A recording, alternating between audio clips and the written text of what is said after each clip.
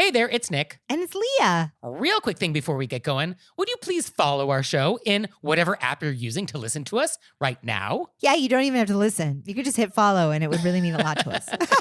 Yeah, there's probably like a follow button, or maybe there's a bell or a plus sign. Like there's some symbol somewhere, and then you'll get notified whenever we have a new episode. We would so appreciate it. We really would. It makes a huge difference for our show, so please do that. Thank you so much. And now let's start the show. Let's get in it. Hey everybody, it's Nick Layton. And it's Leah Bonema. And we had so many great questions from you all in the wilderness Ow! that we have a bonus episode. And these questions all come from our recent live show in Washington, D.C. At the beginning of our live shows, if you haven't been to one yet, we ask people to write us in questions and then we answer them live. But we got so many that we couldn't get through them all. So we brought them back to y'all. Yes, because these are great questions. So we need to discuss them. For sure. And so our first one is, quote, if someone close to you has a habit of leaving tissues and paper towels everywhere, despite requests not to, is it acceptable to put those items in his shoes, luggage, and or lunchbox? Hashtag more fun than confrontation. So, okay, we have a situation where somebody is leaving tissues and paper towels everywhere. Do we think this is a couple? Well, I thought that until we got to the word lunchbox. So is this like my child? I mean, do adults use lunchboxes? I guess they do. I think adults do use lunchboxes because I think if it was a parent, that would be, I think parents would be like, pick up your tissues. Right. Okay, so let's assume this is a spouse. Yes. Okay, so we have a spouse that I've asked them not to do this, and they're doing it. And so can I just put these tissues in their shoes? I was worried this was me until I got to his shoes. And I was like, okay. Do you leave things around? Nicholas Layton, do you think No, I but- don't leave things around? No, but you're not using like used tissues around the house, are you? Okay, so this is a historical. Leah Bonema, what is happening? I don't leave them out, but I will definitely find them in pockets. Okay, I mean, I feel like there is a slight distinction between, you know, the long sweater where you have the tissues shoved up your sleeve to have at the ready. You know, we all have people in our lives that do this. Okay, but like, are you just dropping them around the house? No. Okay, defend yourself. I said I wasn't. Okay, so what is happening then? I'm saying, like, if you put on a jacket, if you were like, can I borrow a jacket? And I'd be like, sure. And you put on a jacket and you put your hand, there's probably some paper towels in there. I have a backup paper towel everywhere. Everywhere. All right, so in pockets. You're leaving them in pockets. They're in pockets. Maybe they're on my desk. Where else are they? That I would say is it. Okay, so a desk and then pockets. Okay, this feels relatively mild. It does feel like these tissues are being like left everywhere, which is a lot of places. So this feels like a slightly elevated version of what you're doing. I assume these are used. They're not leaving like boxes of tissues and rolls of paper towels everywhere. That would be great. Just unopened boxes of Charmin, just on the coffee table. Yeah, just right there. In the hallway, kitchen counter, brand new rolls of Bounty. No, I think these are wadded up little clumpy used things, which is kind of gross. I mean, I think that maybe you could make them into some sort of sculpture and leave them by the door. Okay. And say, I've made you a tissue, like just so that you get the physical size of how many tissues it is. I made you a tissue man. See. This is how many tissues you left. I made a whole man. Okay. He's standing by the door. You're like, that's not a Mark DeSuvero sculpture. That's your tissues. Okay. I mean, we've already requested that this not happen. So, like, we've already requested it. So our question writer wants to know, like, can I just take matters into my own hands? And so it's passive aggressive. It's certainly passive aggressive to like just put used tissues in their shoes. I always think this is how I personally handle couple stuff, which is this a make or break? Okay. Is this the hill you want to die on? And if it's not, then I just let it go. Okay. I think that's a certainly one path. And I'll make fun of them. I'll be like, oh, I just sat on a pile of tissues. But not in like a passive aggressive way, just in like this is your thing. And that's so you. Just like I have my things that I know I do. Yeah. No, that's fair. Okay. So I like that approach. Is like, can we just let it go? Because if we do put the tissues in shoes and lunchboxes and luggage, then we are escalating. And then who knows where else tissues might be left? You know, there could be sort of like the tissue horse head in the bed at some point. Like it could get to some extreme escalation event, and we don't want that. Unless it's funny, in which case I think start with the horse head. Just make it funny. That way you sort of skip over the passive aggressive phase, as Nick would call it, and we just go right to the aggressive. Aggressive, very hilarious. Imagine you fashioned a horse head out of used tissues and put it in the bed. Paper mache. Yeah, no, that's pretty good. Actually, slow clap. Slow clap. You have our permission for that. Yeah, that is, I think, would be so funny. Approved, yeah. The other idea I had, if you did not want to start crafting, was, are you involved in the sourcing of these paper goods? Because if you are involved in the sourcing, then maybe you can also be involved in the storage, which could then be under lock and key. In which case, there just isn't paper goods in the house that are available to be used without permission and supervision. And so like, oh, you need to blow your nose? One moment, let me get my keys. And then you can kind of control the supply chain. I love the idea of putting something under lock and key. Another option is just to say it again. It's a horrible idea. It's a really bad idea. Yeah, it definitely is, but it's funny. Is you could say, babe, I know you've already said it, but you could just say it again. Babe, like dirty tissues makes me feel gross. Yeah. Can you just throw them away? Yeah. But with no, just be like, babe, just as a reminder, because it does say his shoes. No disrespect. I think sometimes, guys. Yeah. No, that's, not to generalize, but, it's not shocking. You guys and Leah, basically.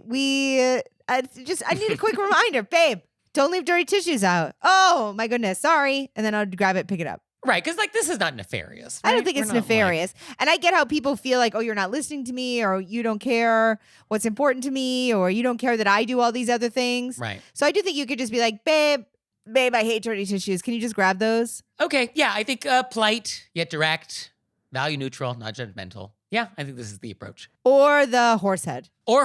Yeah, that's definitely still on the table. Yeah. Or in the bed, as the case may be. So our next question is, quote, I'm staying at my brother and sister-in-law's apartment while they're out of town.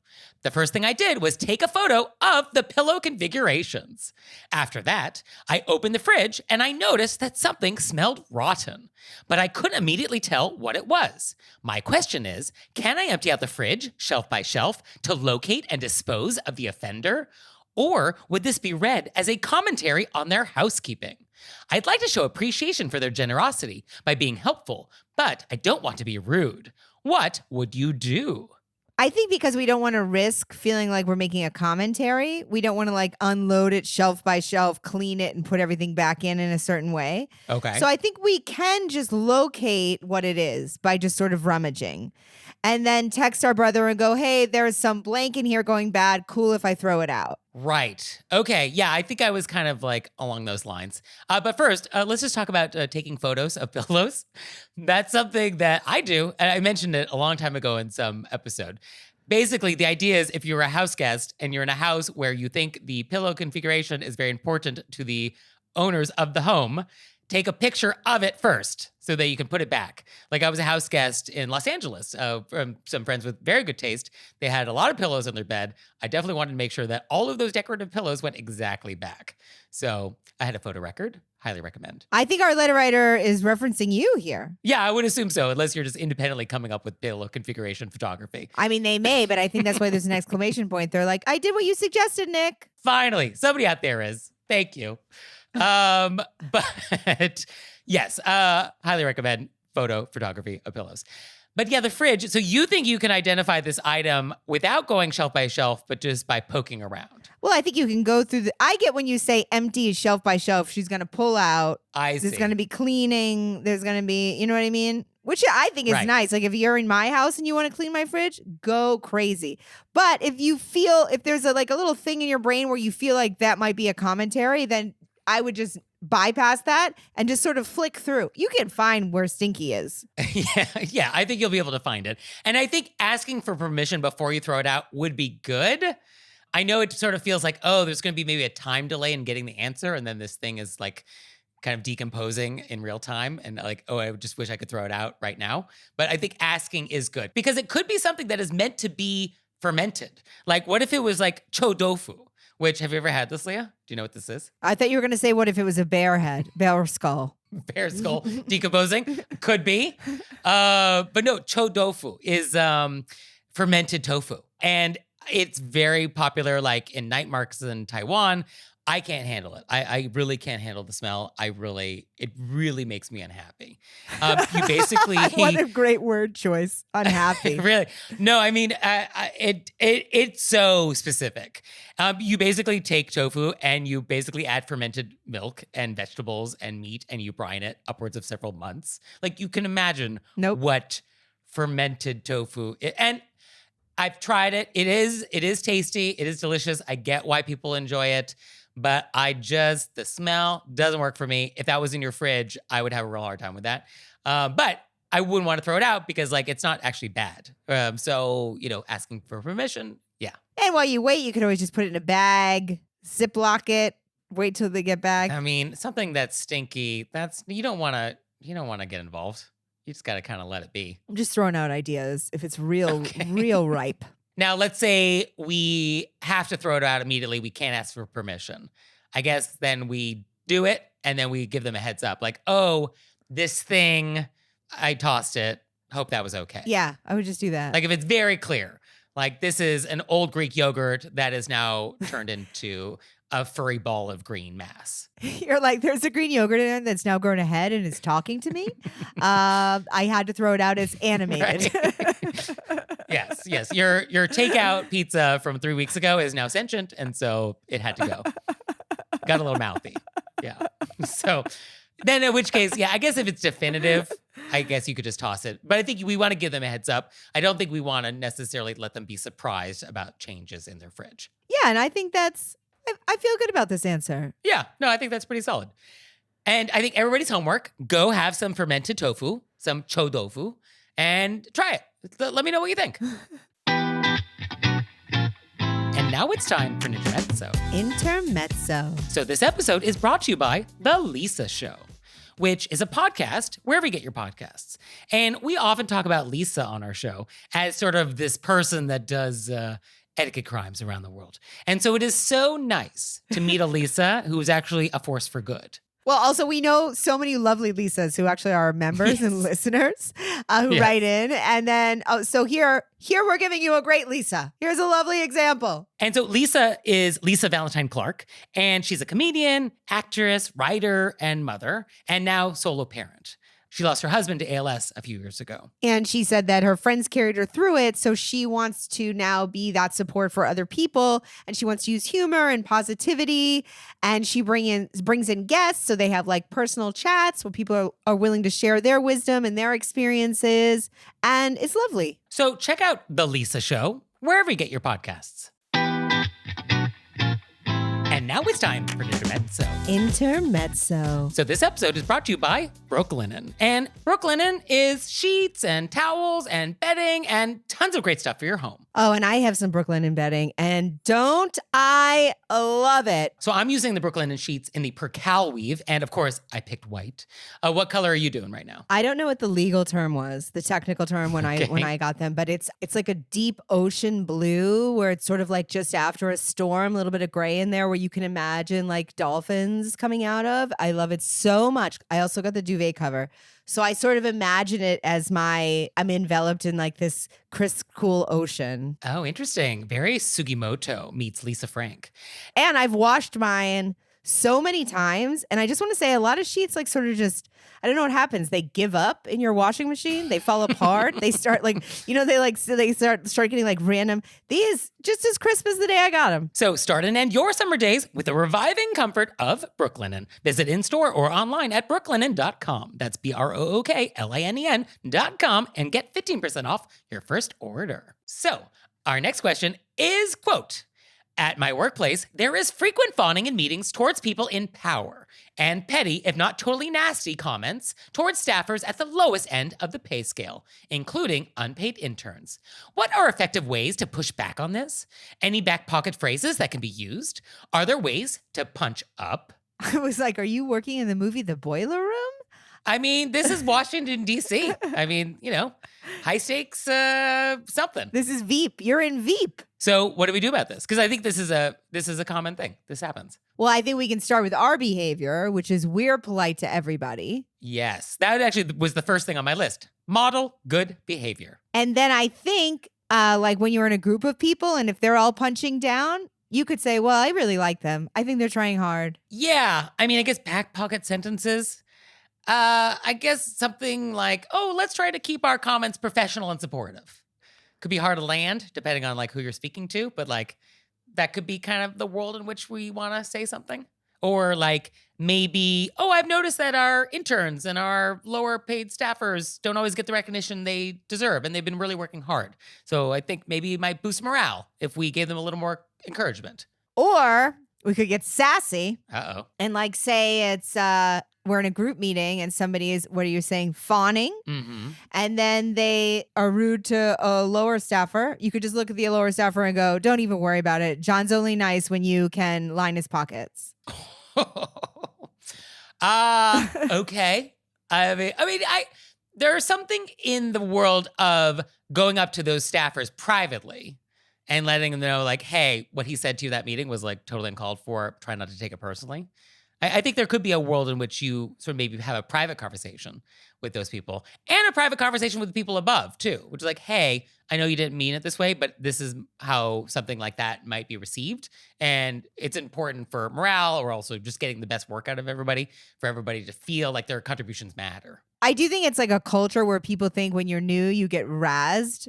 You know? Yeah. Like that's a part of it. I feel like comedy's a lot like that, much less now. But that was like you just get dumped on when you start and everybody jumps in and they think it's, and I'm not saying that that's acceptable or okay. It's like hazing. Yes. Yeah. Although this feels like that goes beyond that. This just feels like we just don't respect the people who work below us. Which is gross. Yeah. No, that's not great.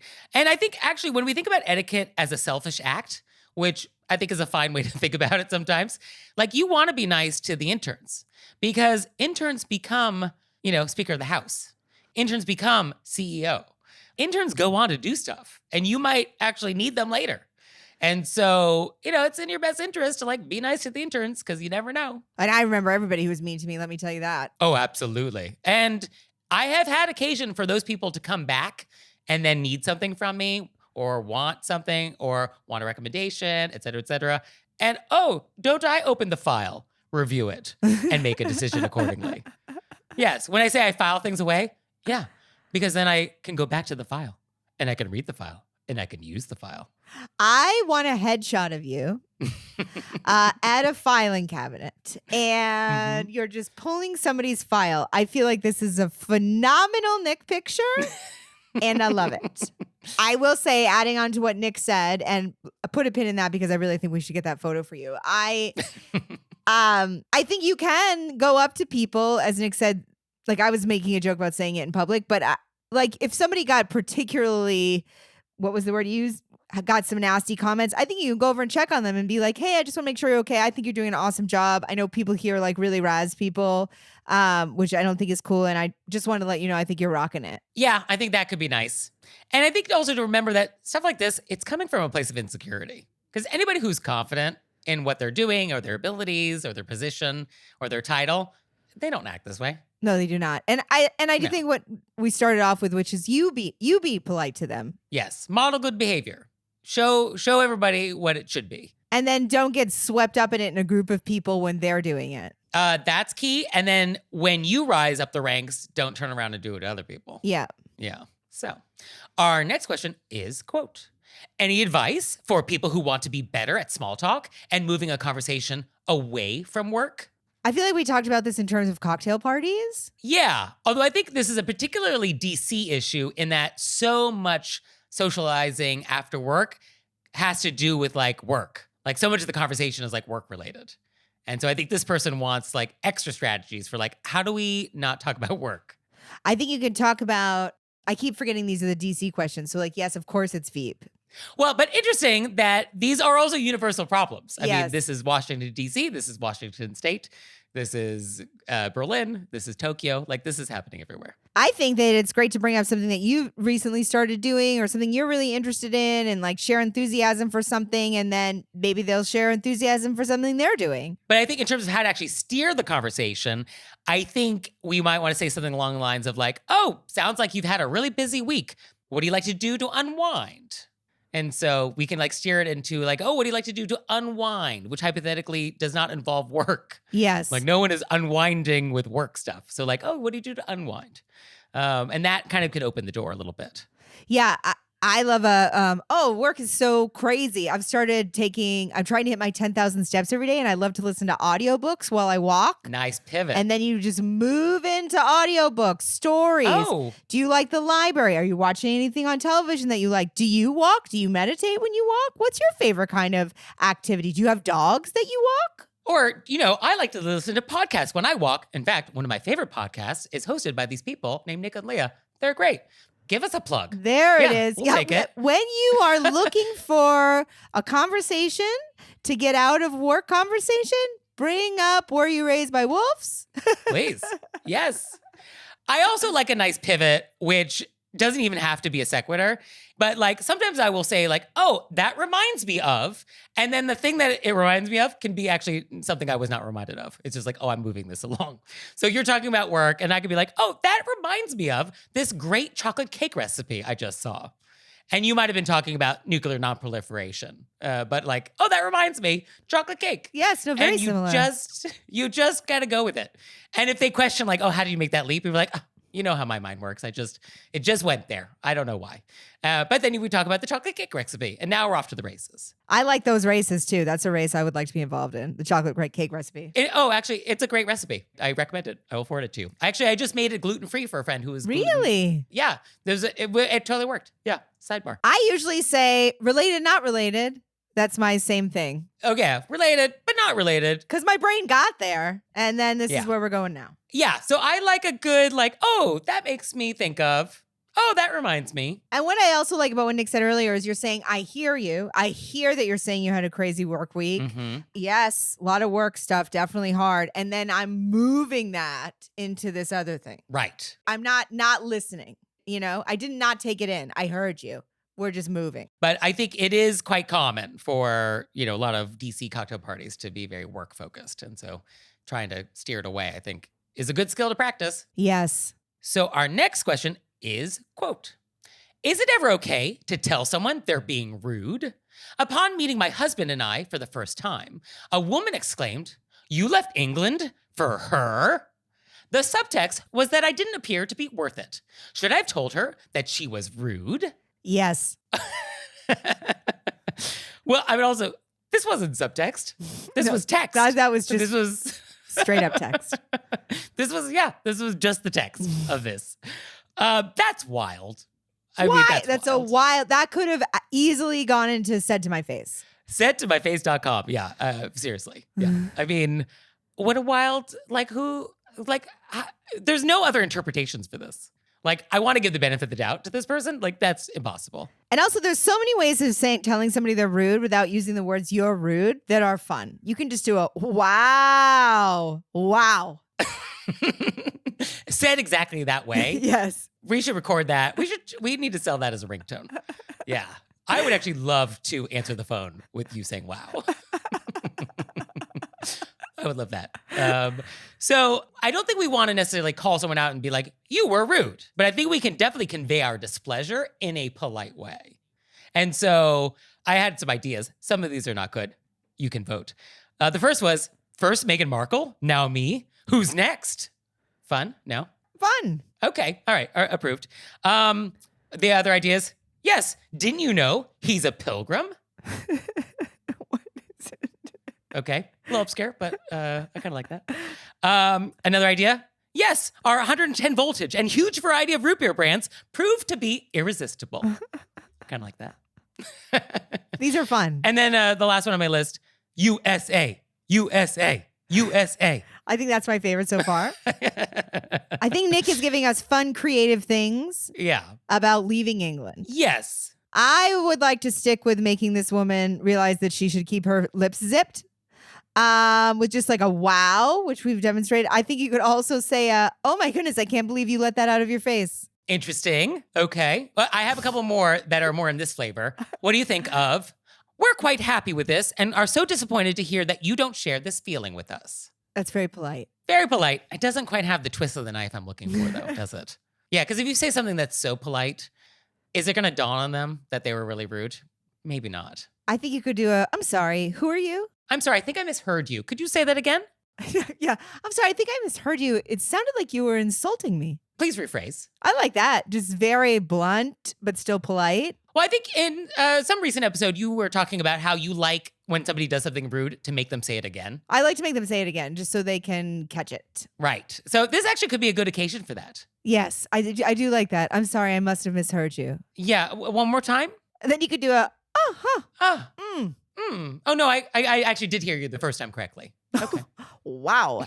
And then you just sort of do a physical pivot and walk away. But yeah, when you are thinking about your guest list for your wedding, I think we have noted this in their file. Who says stuff like this? Yeah, I don't know. I mean, I would like to have a version of all their other options that we could say that are maybe not rated G. That are a little bit.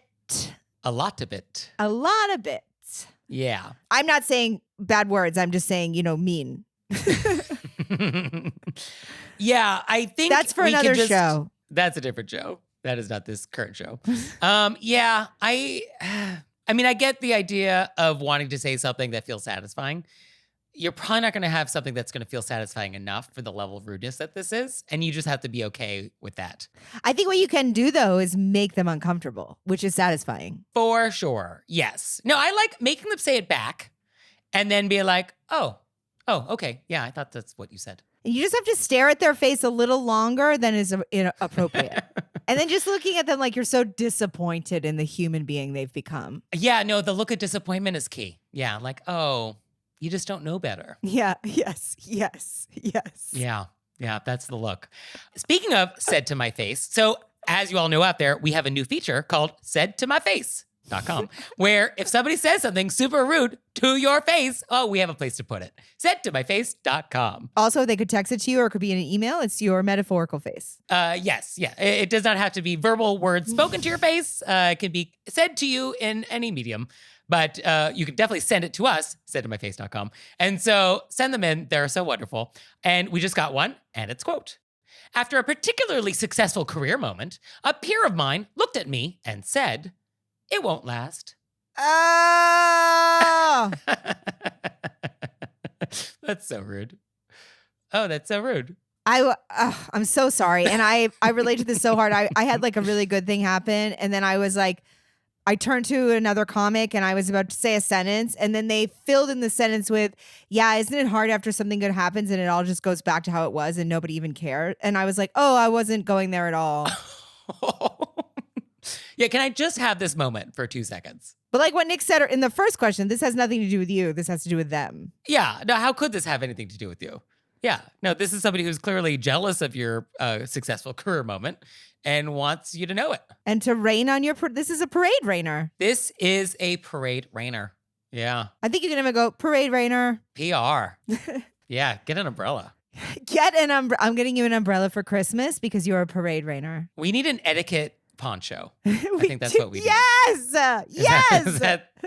Okay. More merchandise available. Etiquette for all ponchos. the people trying to rain on my parade. And there's a lot of people out there. There really is, which is sad. Like, if you don't get joy from other people's joy, I mean, come on. Yeah. No, it's so rude. And also, if you don't get joy from other people's joy, that's fine, but then keep your mouth shut. Then zip it up. You don't need a rain. Keep that water in the cloud. Or however weather works. So if somebody has said something rude to you, saidtomyface.com. It's a place to put it. Delighted to have it shared with us. We will share it with the world, and it'll be very cathartic. It's very cathartic. I had recently somebody said something to a woman friend that was very rude, stranger. And just the idea that I could be like, hey, we get so many of these. That it's not personal to you. It's just these villains walking through society, randomly shouting mean things at people. But it's happening to so many people that it takes the way feeling like it's you, that you personally are being. Yeah, that is the beauty of saidtomyface.com, is that so many of the ones that we've been getting are actually duplicates. Like almost to a word, it's the same type of sentiment that's being expressed in a lot of these. And it's sort of like, oh, this is going on globally, that people are saying these things. So it can't be you and it can't be personal because it's happening everywhere. And then that way it takes the power away from them, and then we can just turn back on the mean people and go, you're mean. This is not me. You're mean. And then we put on our poncho.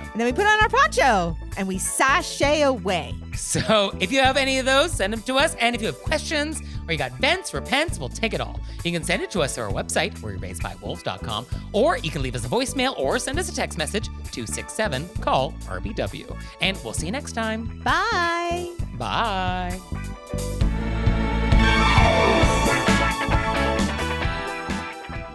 Oh, Leah, one more thing. What? Have you signed up for Patreon yet? I have. Me too. You out there, have you signed up for Patreon yet? No? Well, go to our website, wereraisedbywolves.com, click on monthly membership, check it out, because we would really appreciate it if you'd support our show. We love your support. We would. So please do that, and we'll see you next time. Bye. Bye.